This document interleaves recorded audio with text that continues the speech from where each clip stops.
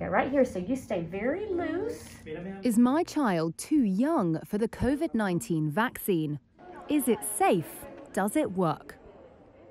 As the US Food and Drug Administration considers authorizing the Pfizer vaccine for 5 to 11-year-olds, here's what you need to know about the vaccine for children. All done.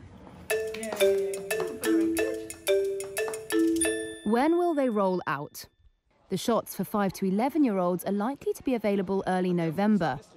Is it the same vaccine as the adult one? Yes, but at a lower dose. Pfizer and BioNTech have asked for authorization of a 10-microgram dose of the vaccine.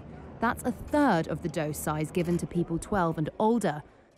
The vaccine is still a 2-shot vaccine, with doses given around 3 weeks apart. Can you still use the children's dose on a small 5-year-old or a big 11-year-old? The dose is based on age and not weight, according to Brittany Kamush, who's an epidemiologist and professor at Syracuse University. She says the vaccine dosing strategy has more to do with the maturity of the immune system rather than weight or metabolism. Safety data from more than 3,000 children who received the vaccine in Pfizer's 4,500 participant clinical trial was generally comparable to that for 16 to 25-year-olds. The most common side effects for children included fever, headaches and chills, which were generally reported less frequently and milder than for 12 to 15-year-olds. Both the Pfizer-BioNTech and Moderna vaccines have been linked to rare cases of heart inflammation called myocarditis, especially in young men. All done. Still, Pfizer suggests that the rate of myocarditis in the age group is likely to be lower than observed in vaccinated 12 to 15-year-olds, due in part to the lower dose.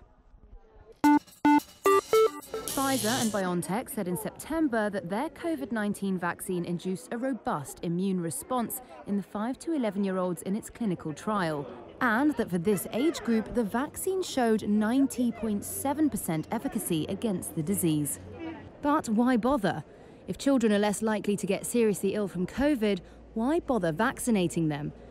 Pediatric vaccination is a public health tool to prevent infectious diseases, even ones that do not have high rates of mortality or hospitalization in children.